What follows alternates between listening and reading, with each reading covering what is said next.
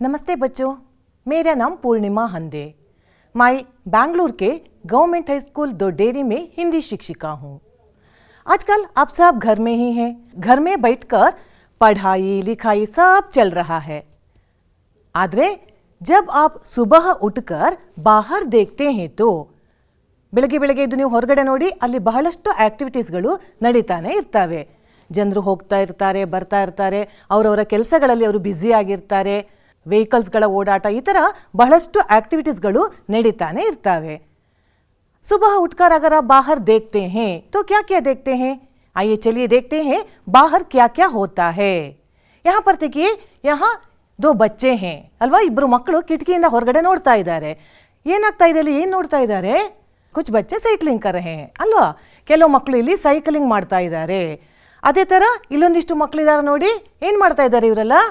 एक लड़का दौड़ रहा है और यह क्या कर रहा है? ಏನಿದು ವೇಟ್ ಲಿಫ್ಟಿಂಗ್ ಮಾಡ್ತಾ ಇದ್ದಾನೆ. और एक लड़का एक्सरसाइज कर रहा है. ये सब क्या है? ये सब है ವ್ಯಾಯಾಮ. ಈ ತರಹ ವ್ಯಾಯಾಮಗಳನ್ನು ನಾವು ನೋಡಿ ಹೊರಗಡೆ ಪಾರ್ಕಿಗೆ ಹೋಗ್ತೀವಿ ಅಂತ ಇಟ್ಕೊಳ್ಳಿ. ಸಿಟಿಗಳಲ್ಲಾದರೆ ಬಹಳಷ್ಟು ಪಾರ್ಕ್ಗಳಿರ್ತವೆ.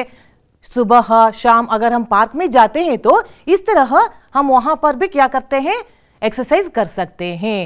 ಹಾಗಾದರೆ ಮಕ್ಕಳು ಹೇಳಿ, ಯಾಕೆ ಈ ಎಕ್ಸರ್ಸೈಸ್ ಅನ್ನೆಲ್ಲ ಮಾಡ್ತಾರೆ? ಇದರ ಅಗತ್ಯ ಏನು? ಓ, यहाँ पर देखिए क्या है? कोई आ रहा है. ಏನು ಮಾಡ್ತಾ ಇದ್ದಾನೆ ಇವರು? यह भी क्या कर रहा है? ವಾಕಿಂಗ್ यानी ಜಾಗಿಂಗ್ कर रहा है. ಇದು ಕೂಡ ಏನು? ಒಂದು ವ್ಯಾಯಾಮ. ಹಾಗಾದರೆ ಈ ವ್ಯಾಯಾಮದ ಅಗತ್ಯ ಏನು? ಕರೆಕ್ಟಾಗಿ ಹೇಳಿದ್ರಿ ಮಕ್ಕಳ. ಆರೋಗ್ಯಪೂರ್ಣ ಜೀವನಕ್ಕಾಗಿ ನಾವೆಲ್ಲರೂ ಏನು ಮಾಡ್ತೀವಿ? ಸಂಜೆ ಅಥವಾ ಬೆಳಿಗ್ಗೆ ಏನಾದರೂ ಒಂದು ಎಕ್ಸರ್ಸೈಸನ್ನು ಮಾಡ್ತಾ ಇರ್ತೀವಿ. जॉगिंग हो सकता है, वॉकिंग, रनिंग, दौड़ना, कुछ भी एक एक्सरसाइज हम करते हैं हमारे शरीर के लिए, स्वस्थ रहने के लिए. ಹಾಗಾದರೆ ಕೇವಲ ಎಕ್ಸರ್ಸೈಸ್ ಮಾಡೋದ್ರಿಂದ, ವ್ಯಾಯಾಮಗಳನ್ನು ಮಾಡೋದ್ರಿಂದ ನಾವು ಆರೋಗ್ಯಪೂರ್ಣವಾಗಿರೋಕ್ಕಾಗತ್ತಾ? नहीं ना. इसके साथ साथ हमें क्या करना चाहिए? हमारे आहार के बारे में, ಆಹಾರ ಪದ್ಧತಿಯನ್ನು ಕೂಡ ನಾವು ಸರಿಯಾಗಿ ಇಟ್ಕೊಂಡ್ರೆ ಮಾತ್ರನೇ ನಮ್ಮ ಆರೋಗ್ಯ ಚೆನ್ನಾಗಿರಕ್ಕೆ ಸಾಧ್ಯ.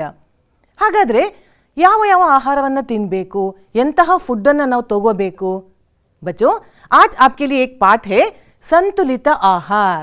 आपका पाठ है संतुलित आहार. संतुलित आहार क्या है यह? यहाँ पर देखिए, एक माँ अपने बच्चों के साथ वार्तालाप कर रही है. वार्तालाप यानी ಸಂಭಾಷಣೆ. ಇಲ್ಲಿ ಸಂಭಾಷಣೆ ಮೂಲಕ ತಾಯಿ ತನ್ನ ಮಕ್ಕಳಿಗೆ ಹೇಳ್ತಾ ಇದ್ದಾಳೆ, क्या क्या खाना है, क्या नहीं खाना है, इसका ಅವಶ್ಯಕತೆ क्या है, ಇದೆಲ್ಲವನ್ನ ನಾವು ಇವತ್ತು ಈ ಪಾಠದಿಂದ ತಿಳ್ಕೊಳ್ಳೋಣ. ಯಾಕೆ ಇದನ್ನೆಲ್ಲ ತಿಳ್ಕೋಬೇಕು?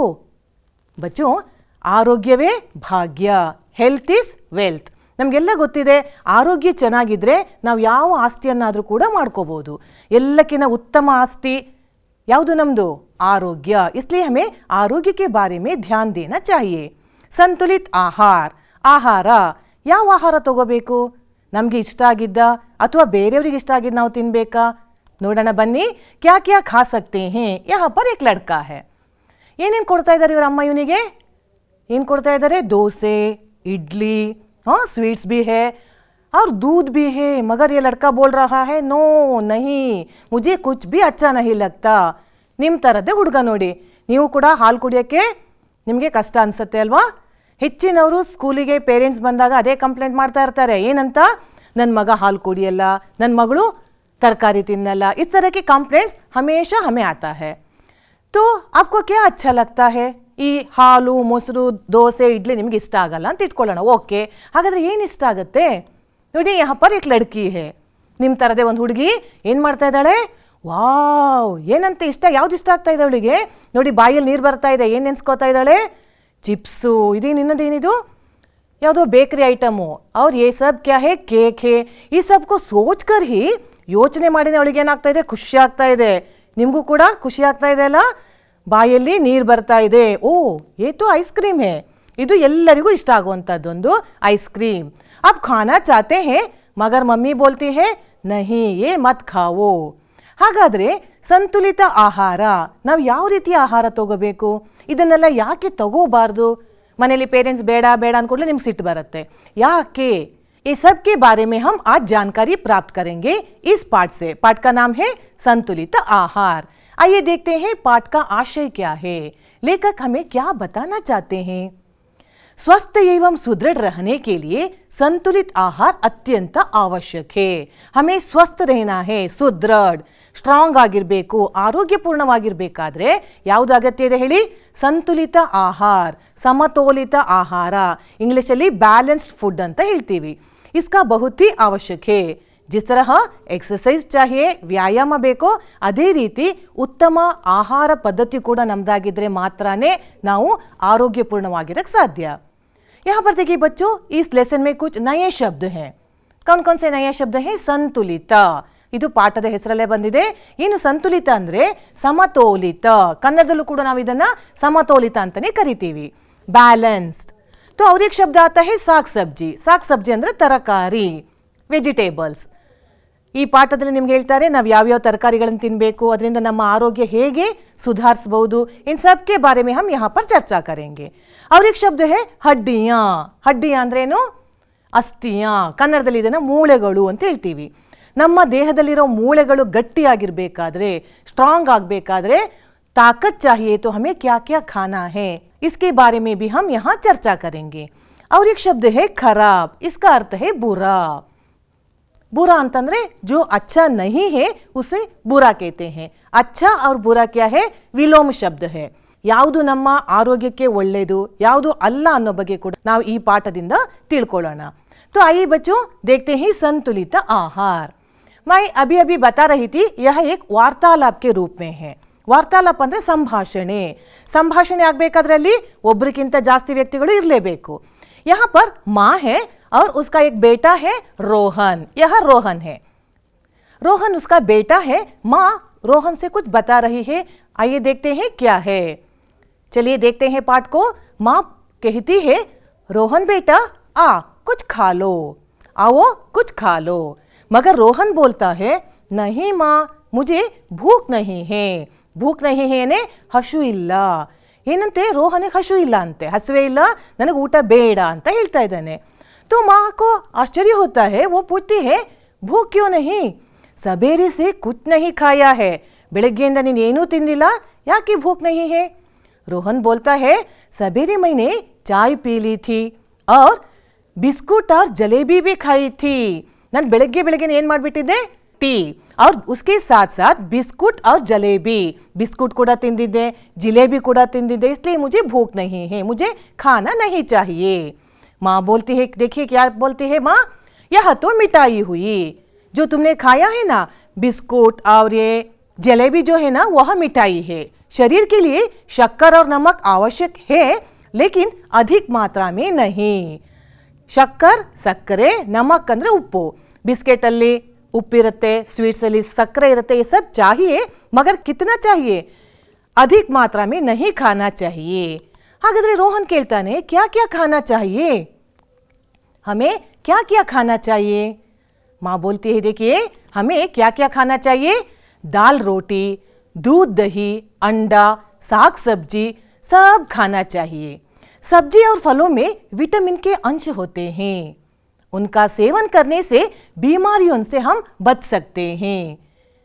देखिए बच्चों, माँ बोलती है हमें क्या क्या खाना चाहिए?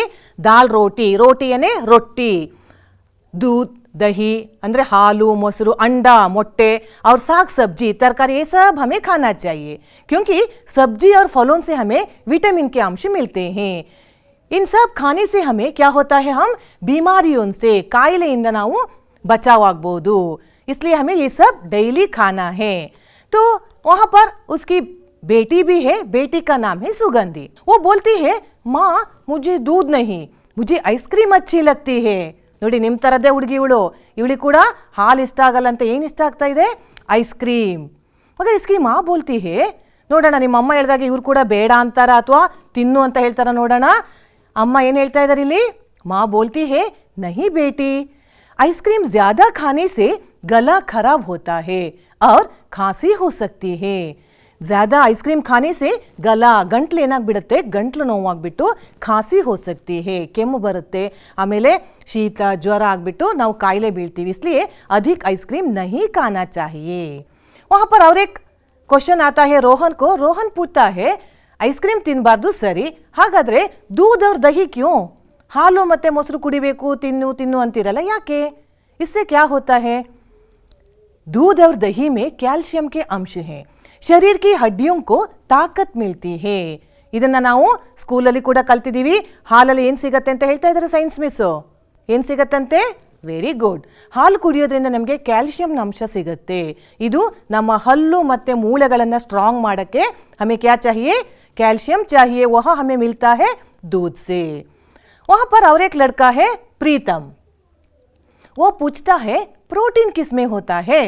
ಈಗ ವಿಟಮಿನ್ ಆಯಿತು, ತರಕಾರಿ ತಿನ್ನೋದ್ರಿಂದ ಬರುತ್ತೆ. ಅದೇ ಥರ ಕ್ಯಾಲ್ಶಿಯಂ ಹಾಲು ಕುಡಿಯೋದ್ರಿಂದ ಸಿಗುತ್ತೆ. ಹಾಗಾದರೆ ನಮ್ಮ ದೇಹಕ್ಕೆ ಬೇಕಾದ ಪ್ರೋಟೀನ್ ಏನ? वो किस में होता है? माँ उसके उत्तर भी देती है. देखिए प्रोटीन कहाँ कहाँ मिलता है. प्रोटीन हमें गेहूँ, चावल, मक्का, सोयाबीन, चना, अरहर आदि अनाज धान में प्रोटीन के अंश है.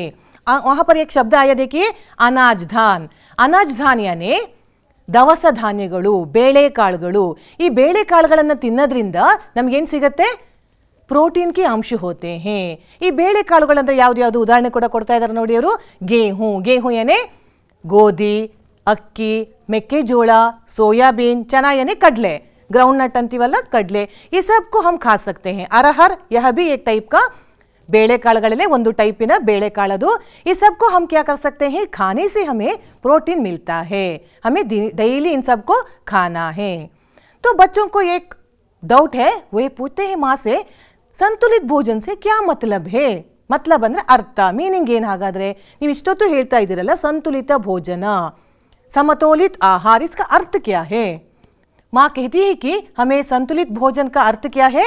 शरीर को स्वस्थ और सुदृढ़ रखने के लिए सही मात्रा में प्रोटीन, विटामिन, खनिज, कार्बोहाइड्रेट्स और फैट्स युक्त आहार का सेवन ही संतुलित भोजन कहलाता है. हमारे खाने में प्रोटीन होना चाहिए, विटामिन होना चाहिए, ಖನಿಜಾಂಶಗಳು, ಕಬ್ಬಿಣದ ಅಂಶಗಳು यह भी होना चाहिए.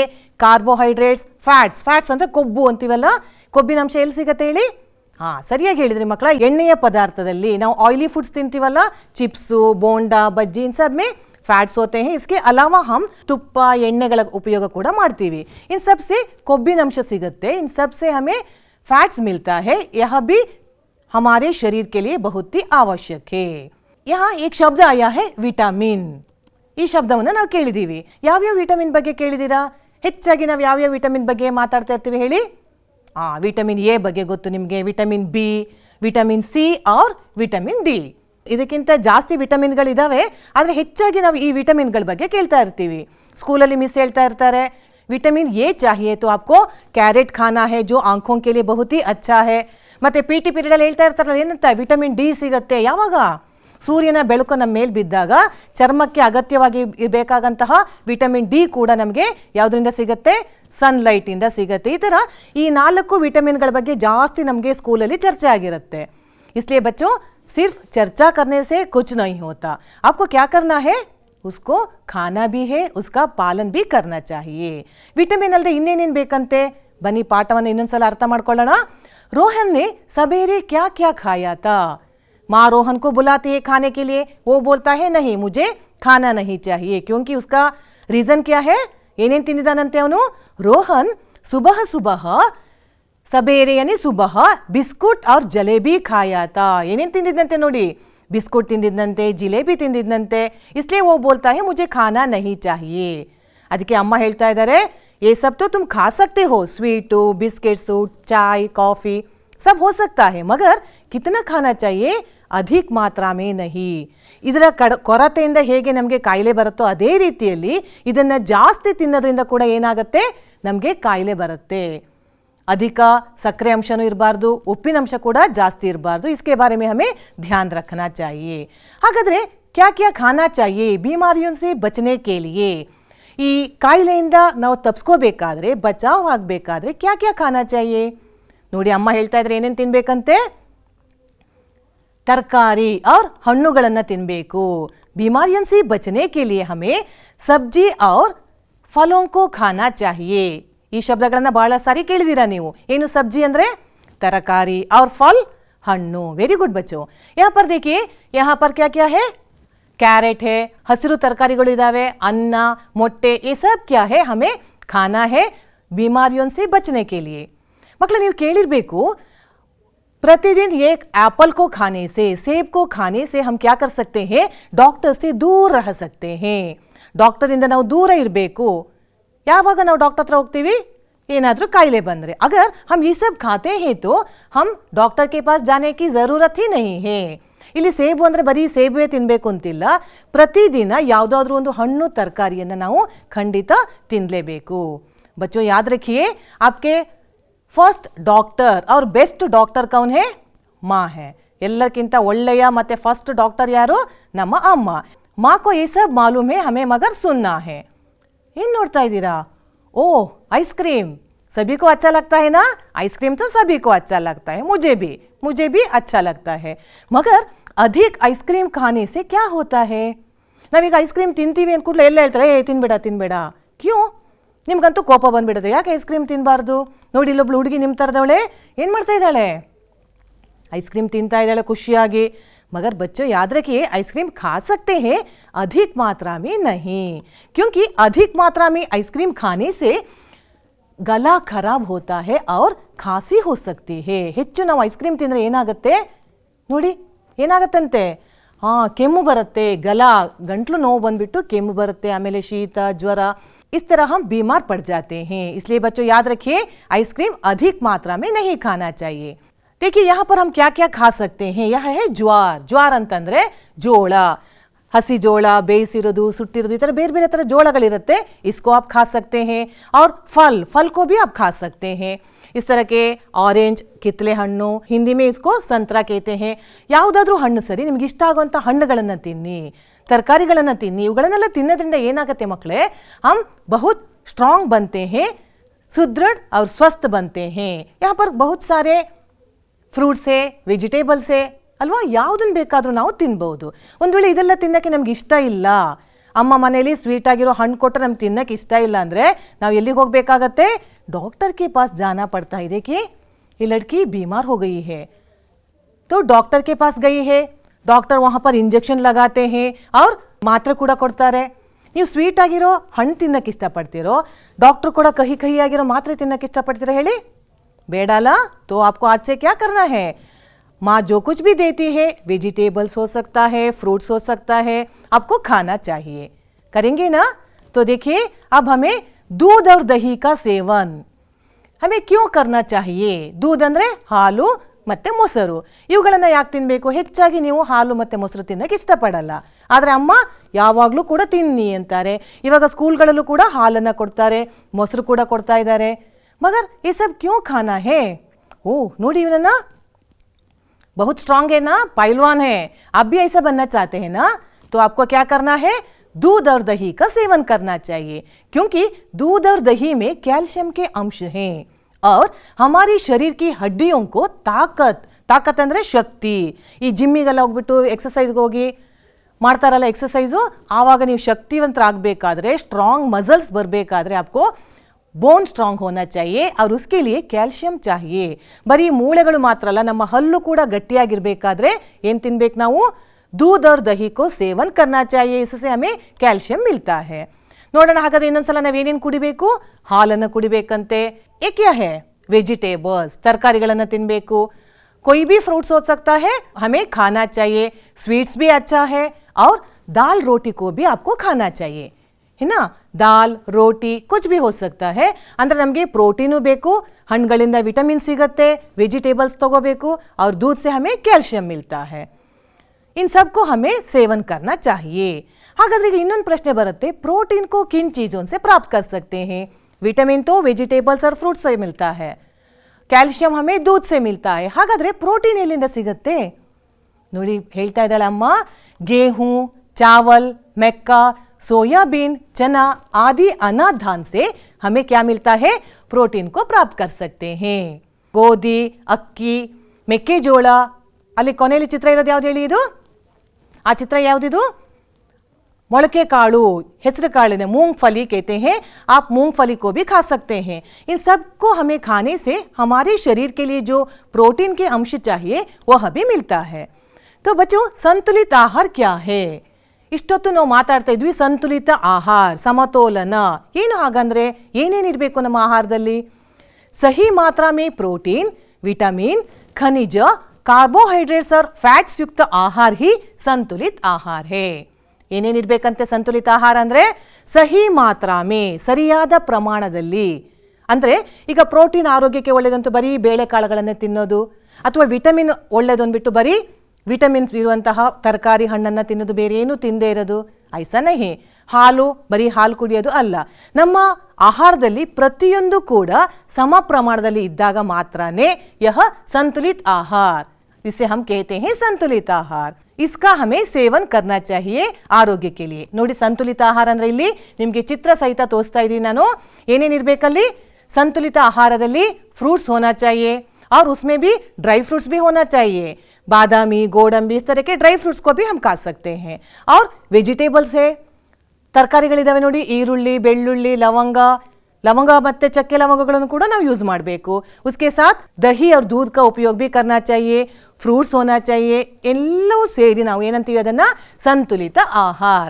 सभी सही मात्रा में उसका उपयोग हमें करना चाहिए. तो आइए देखते हैं कितना कितना प्रमाण क्या है, ಯಾವ ಪ್ರಮಾಣದಲ್ಲಿ ನಾವು ಏನೇನನ್ನ ತಗೋಬೇಕು. यहाँ पर देखिए पानी, ನೀರಿನಂಶ ಎಷ್ಟಿರಬೇಕು, ನಮ್ಮ ದೇಹದಲ್ಲಿ ನೀರಿನಂಶ ನಾವು ಎಷ್ಟು ಉಪಯೋಗಿಸಬೇಕು. ಅವ್ರ ಅನಾಧಾನ್ ಅಂದರೆ ಬೇಳೆಕಾಳುಗಳು, ದವಸ ಧಾನ್ಯಗಳು. और सब्जी और फल, सब्जी फल ಅಂತಂದ್ರೆ ತರಕಾರಿ ಮತ್ತೆ ಹಣ್ಣುಗಳು ಕೂಡ ಇರಬೇಕು. और उसके साथ दूध और मांस भी होना चाहिए. मांस सेवने ಕೂಡ ನೀವು थोड़ा प्रमाण में कर सकते हैं अगर करते हैं तो. और उसके साथ साथ मिठाई भी खा सकते हैं आप, आइसक्रीम, जिलेबी खा सकते हैं, मगर प्रमाण को देखिए. पानी का प्रमाण कितना है, ಜಾಸ್ತಿ ನಾವು ನೀರನ್ನು ಕುಡಿಬೇಕು. और मिठाई कितना चाहिए, थोड़ा सा मिठाई खा सकते हैं. और है अंत में तेल ಅಂದ್ರೆ ಎಣ್ಣೆ. ಅವಾಗಲೇ ಹೇಳಿದಾಗೆ ಎಣ್ಣೆ, ತುಪ್ಪ, ಬೆಣ್ಣೆ ಇವುಗಳ ಉಪಯೋಗ ಕೂಡ ಮಾಡಬಹುದು. मगर उसका प्रमाण को देखिए कितना कम है ना. तेल ಎಷ್ಟು ಕಡಿಮೆ ತಗೋತಾ ಇದೀವಿ ನಾವು. और पानी कितना होना चाहिए, ನೀರು ಎಷ್ಟು ಜಾಸ್ತಿ ತಗೋತೀವಿ, ತುಂಬ ಪ್ರಮಾಣದಲ್ಲಿ ನೀರು ಬೇಕು. ಅದಕ್ಕೆ ಹೋಲಿಸಿದ್ರೆ ಕಡಿಮೆ ಪ್ರಮಾಣದ ಎಣ್ಣೆಯನ್ನು ಉಪಯೋಗ ಮಾಡಬಹುದು. यह एक पिरामिड के जैसे है, इसका हम सही उपयोग करते हैं. इसी प्रकार हम खाना खाते हैं तो हम क्या बन सकते हैं, स्वस्थ और सुदृढ़ बन सकते हैं. ಮಕ್ಕಳೇ, ಇಲ್ಲಿ ತನಕ ನಾವು ತಿಳ್ಕೊಂಡ್ವಿ ಸಮತೋಲಿತ ಆಹಾರ ಅಂದ್ರೆ ಏನು, ಅದರಲ್ಲಿ ಏನೇನಿರಬೇಕು, ಇಲ್ಲದೆ ಇದ್ರೆ ನಮಗೆ ಯಾವ ಸಮಸ್ಯೆಗಳು ಬರಬಹುದು, ಇದನ್ನೆಲ್ಲ ತಿಳ್ಕೊಂಡ್ವಿ. ಇನ್ಮೇಲಿಂದ ನೀವು ನಿಮ್ಮ ಪೇರೆಂಟ್ಸ್ ಹತ್ರ ಕಂಪ್ಲೇಂಟ್ ತರೋಗಿಲ್ಲ, ನನಗೆ ಅದು ಬೇಡ, ಇದು ಬೇಡ, ಅದಿಷ್ಟ ಆಗಲ್ಲ. आपको क्या करना है, सब कुछ खाना है. ಆದರೆ ಎಷ್ಟು ತಿನ್ನಬೇಕು, ಯಾವ ಪ್ರಮಾಣದಲ್ಲಿ ತಿನ್ನಬೇಕು ಇದನ್ನು ನೀವೇ ಅರ್ಥ ಮಾಡಿಕೊಂಡು ಮನೆಯಲ್ಲಿ ಅಮ್ಮ ಹೇಳಿದ ಎಲ್ಲ ತರಕಾರಿಗಳನ್ನು, ಹಣ್ಣುಗಳನ್ನು ತಿಂತೀರಾ. उसके साथ साथ आइसक्रीम भी खा सकते हैं, मगर कितना, ಎಷ್ಟು ಐಸ್ಕ್ರೀಮ್ ತಿನ್ನಬೇಕು, ಸ್ವಲ್ಪ ಕಡಿಮೆ ಪ್ರಮಾಣದಲ್ಲಿ ಐಸ್ಕ್ರೀಮ್ भी खा सकते हैं. ಹಾಲು ಅಮ್ಮ ತಂದು ಕೊಟ್ಟು ಕೂಡಲೇ ಬೇಡ ಅಂತ ಹೇಳಾಗಿಲ್ಲ. आपको आपकी माँ दूध देती है, ಇಷ್ಟ ಇಲ್ಲ ಅನ್ನಕ್ಕೆ ನಿಮ್ಮ ಹತ್ರ ಒಂದು ಲೀಟರ್ ಹಾಲು ಕುಡಿರಿ ಅಂತ ಯಾರು ಹೇಳಲ್ಲ. एक ग्लास तो पी सकते हैं ना, थोड़ा सा दूध पी सकते हैं.